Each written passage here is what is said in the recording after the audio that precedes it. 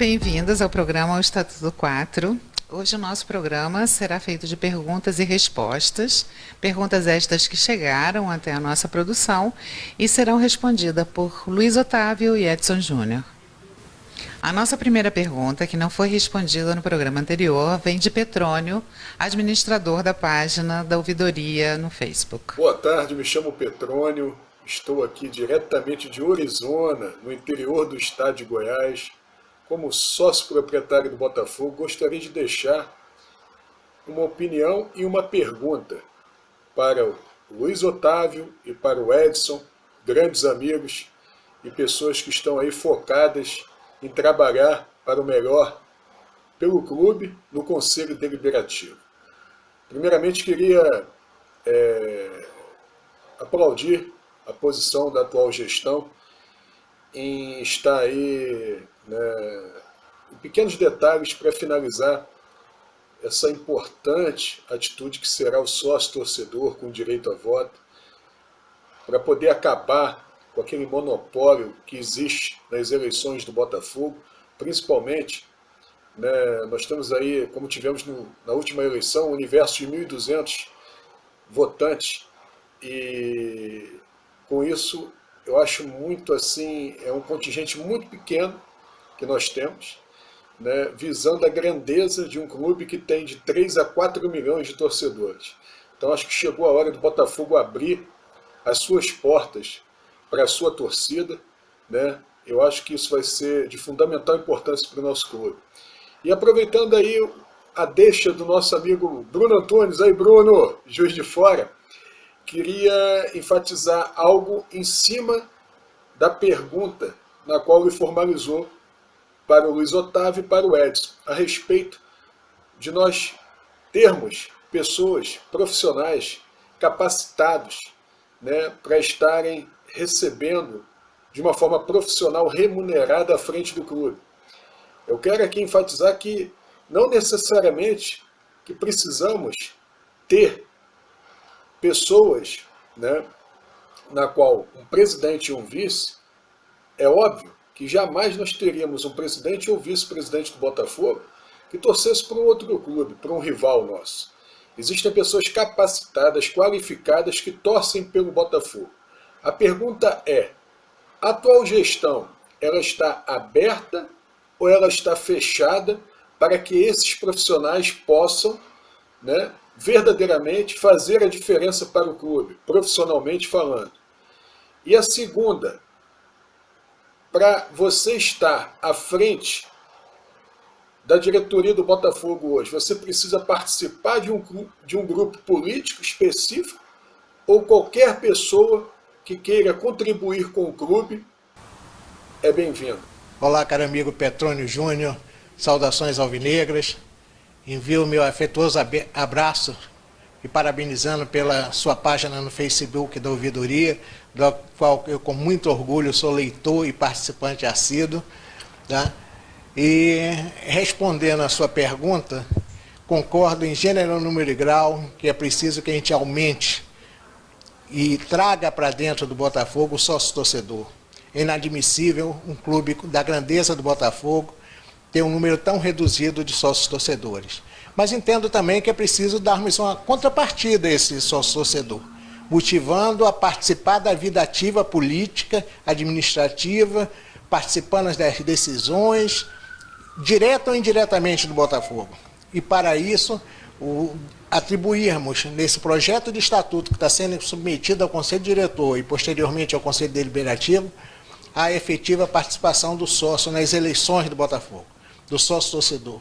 Com isso, mediante, claro, determinadas condições, necessidades de cumprimento de determinados prazos, carências, que isso vai ser amplamente debatido nos fóruns adequados.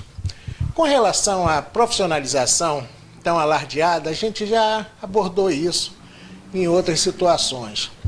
Eu entendo que o Conselho Diretor do Botafogo, ele deve funcionar como uma espécie de conselho de administração da empresa. Órgão soberano, constituído por pessoas de Botafogo de carteirinha, usando uma linguagem popular, que tem que trazer aquela foto de quando criança, vestido com a camisa do Botafogo, mostrando que tem sangue alvinegro nas veias, que saiba a importância do Botafogo. Então, essas pessoas, com vivência do Botafogo, conhecimento do Botafogo, com amor ao Botafogo, constituiriam o conselho de administração do clube. E nós profissionalizaríamos todos os departamentos produtivos do clube. Marketing, futebol, financeiro, social, esporte amador, por especialistas nisso, definindo uma série de metas a serem alcançadas, que essas pessoas seriam remuneradas, teriam metas e objetivos a alcançar, e se assim não o fizessem, seriam sumariamente dispensados como em qualquer empresa, mas manteria sempre um conselho diretor com raízes botafoguenses, com tradição botafoguense, com amor ao Botafogo, sim, vigiado, fiscalizado e seguindo as normas estatutárias, sempre sobre a égide do Conselho Deliberativo e sobre a Assembleia de todos os sócios. Eu acho que isso é um modelo adequado. Profissionalizar um dirigente, ele passaria 4 anos, um presidente do Botafogo, ele passaria 4 anos recebendo um salário do Botafogo. Depois de 4 anos, ele procuraria emprego aonde? Então, nós temos que ver determinadas coisas. Então, é importante não misturar o joio do trigo. Temos que separar, para que tenhamos dirigentes amadores comprometidos com o clube e dirigentes profissionais comprometidos com resultados, cobrando desses amadores a escolha dos profissionais com competência, sem causuísmo, sem paternalismo, sem nenhum outro vínculo menos nobre. Então, eu acho que esse é o caminho dos grandes clubes brasileiros e do mundo. Saudações alvinegras, Petrone. A segunda pergunta é de Pedro Sling, da ESPN, e será respondida por Edson Júnior. Olá, amigos da Rádio Botafogo. Aqui quem fala é o Pedro Sling, colunista do nosso Glorioso na ESPN. Primeiramente, eu gostaria de agradecer esse convite para estar participando aqui desse importante quadro, para a gente discutir diante da nossa torcida, a nossa política e a vida do clube. E gostaria de deixar 2 perguntas. A primeira é se existe previsão nessa reforma estatutária para alguma ação envolvendo os sócios torcedores, além do direito a voto, se existe alguma maneira prevista para trazer para dentro do clube, para a vida política, para o dia a dia do Botafogo, esse sócio torcedor, visando a maior participação de todos e também uma adesão maior do nosso sócio torcedor. A segunda pergunta é se existe previsão, se existe determinação, seja nesse estatuto em vigor, seja na reforma estatutária, a contratação de um diretor de futebol profissional, remunerado, que trabalhe sobre metas, seja cobrado por isso, e que possa ser o primeiro canal profissional do Botafogo, de fato, no nosso futebol. O cargo hoje que é ocupado pelo Antônio Lopes, de forma amadora, e que ele vem fazendo um trabalho que vem gerando muitas críticas da torcida, um desempenho satisfatório. Então, essa é uma dúvida que eu tenho recebido muito dos meus leitores, e é uma dúvida também pessoal muito forte, que seria aí também a primeira parte da profissionalização do nosso futebol. Deixo aqui meus parabéns para o canal de vocês, estou sempre acompanhando, acho ótimo que a gente debata isso, que a gente traga a nossa torcida para perto, para a gente debater o dia a dia do Botafogo e principalmente o futuro, que precisa ter muita evolução da nossa parte, seja da participação da torcida, seja do estatuto, enfim, o Botafogo precisa evoluir e eu acredito que estamos no caminho, partindo para a profissionalização. Levanto aqui essa bandeira mais uma vez e chamo todos vocês para participar do meu blog, Preto no Branco. Estão todos convidadíssimos. Muito obrigado. Alvinegros, primeiramente um grande abraço a toda a torcida do Botafogo.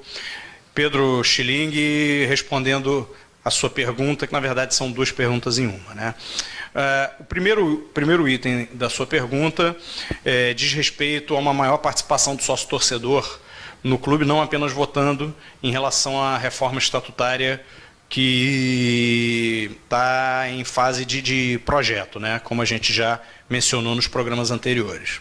Na verdade, existe, além da questão do voto, pode-se dizer que para uma participação maior do sócio-torcedor dentro da vida política do clube, ele vai precisar dar um próximo passo, que é se tornar sócio proprietário. E com isso, poder usufruir não só dos benefícios de frequentar o complexo de General Severiano, entre outras sedes, como também poder ser votado e efetivamente, até quem sabe, se candidatar a conselheiro, presidente do Botafogo, né? Para isso, no projeto que foi elaborado e encaminhado ao Conselho Diretor, foi criada uma cláusula onde o sócio-torcedor, em dia, com um período X de tempo, poderá ter um desconto para a aquisição de título de sócio proprietário. Essa foi a forma que o nosso grupo, ao elaborar esse projeto, pensou como uma maneira de criar, digamos assim, esse canal de transição do sócio-torcedor para uma outra categoria já, digamos assim, mais avançada, que seria a de sócio proprietário. Em relação à sua segunda pergunta, na verdade, o Botafogo já tem um diretor de futebol profissional, que é exatamente o próprio Antônio Lopes, como você mencionou. Só que ele não é amador. Ele é um profissional remunerado, bem remunerado pelo clube. Não vamos entrar nos méritos se ele é bom ou ruim, se as pessoas gostam ou não gostam. Isso é questão de cunho individual de cada um e de análise de resultados. Tá? Mas ele é um profissional, como basicamente é todo o departamento de futebol do Botafogo.